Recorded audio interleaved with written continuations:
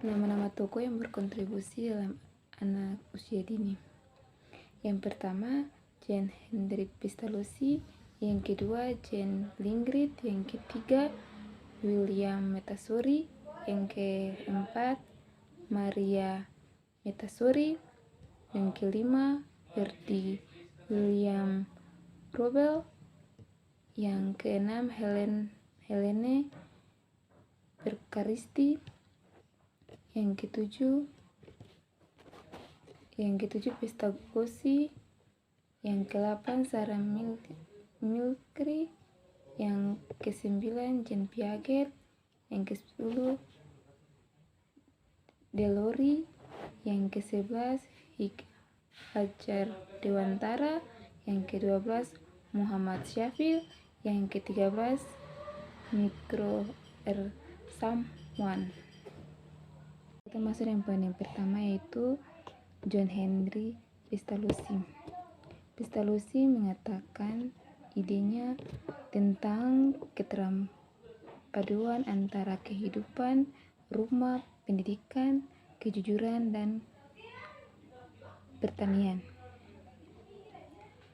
Prinsip-prinsip bimbingan yang diberikan pada anak, di antaranya pendidikan harus dilaksanakan pada psikologi anak. Yang kedua, anak berkembang secara fisik, material, moral melalui perkembangan. Pengalaman harus melakukan kesan yang menyenangkan. Pengamatan yang hati-hati menyertai yang jelas, dan pengaplikasi belajar dalam aktivitas sehari-hari. Perkembangan belajar melalui hal-hal yang baik, paling mudah yang lebih sulit, kelompok, dan konkret. Iya, kita masuk yang poin kedua, yaitu Jane Lindgren. Jane Lindgren menyatakan seperti Dewi, ia pun tidak puas dengan metode pembelajaran. Pasti yang merasa bahwa pendidikan harus membawa anak-anak melengkapi proses yang berkaitan langsung dengan kehidupan. Implementasi teori Jane Lindgren dalam pembelajaran anak usia dini untuk dapat menjelaskan anak pada kondisi lingkungan sekaligus semua bahan dan lingkungan, serta anak dapat didapatkan sebagai pusat minat dan perhatian anak. Kita masuk dengan nomor 3, William Kirkpatrick merupakan seseorang yang sanggup mengampangkan dan menjelaskan pemikiran Dewi sehingga menjadi suatu konsep pendidikan yang praktis. Ya, kita masuk yang poin yang keempat, Maria Metaxori. Menurut Maria, anak tidak perlu berangsang dengan anak-anak lain, ataupun sebaliknya. Dihambat kemajuan agar sesuai dengan kelompok. Implementasi Maria Metaxori sebagai salah satu contoh belajar membaca, menggunting kertas, dan menulis nama-nama benda, menulis nama jendela atau nama-nama kursi dan menempel. Kita masuk dengan poin yang kelima, Friedrich William Froebel. Konsep pembelajaran menurut Froebel bersifat bermain dan belajar. Keterampilan motorik halus, motorik kasar. Yang keenam, Helen Pestalozzi merupakan bahwa pembelajaran anak harus disesuai dengan sifat dan keadaan. Implementasi yang mampu tempo dan irama pada perkembangan masing-masing. Dengan cara guru mengikuti tempo dan perkembangan anak.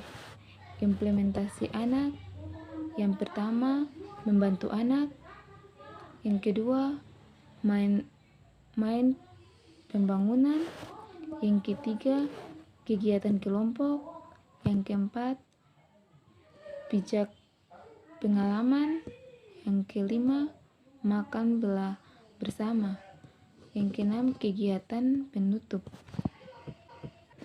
yang ketujuh Legosti membantu membacakan masalah seseorang agar mampu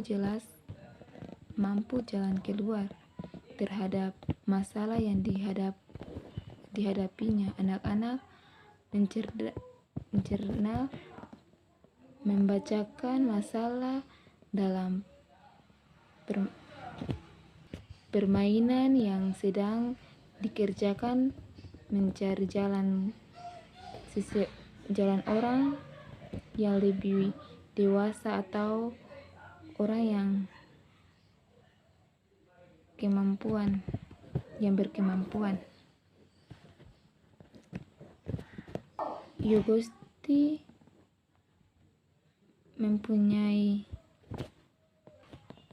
implementasi menyusun balok, menyampaikan cerita, bermain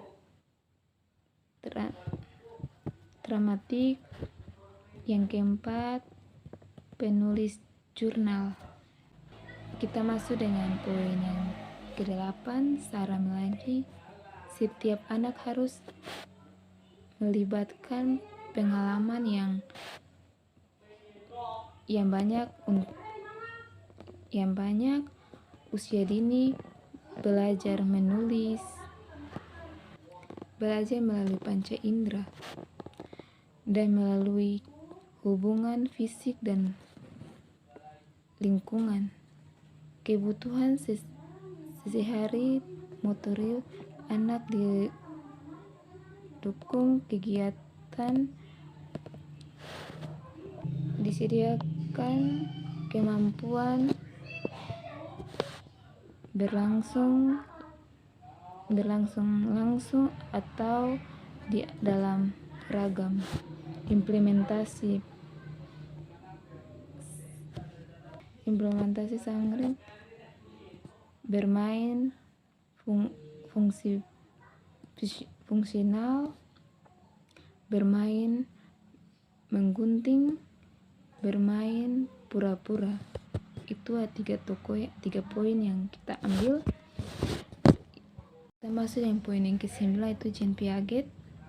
Piaget berpendapat bahwa anak perlu diberikan berbagai penyertaan untuk meyakini kemampuan. Implementasi Piaget, model praktik, model cerita, model tanya jawab, model proyek, model bermain. Masuk poin yang ke-10, Froebel. Pembelajaran simbolis sebagai bentuk kegiatan kesempatan dengan model pendidikan kuno yang memberitakan indera cara tradisi. Ya, yang pertama, pengalaman kriminal, pengenalan kalimat. 2. Analisis sistem kalimat kata-kata. Yang ketiga, analisis kesuku kata.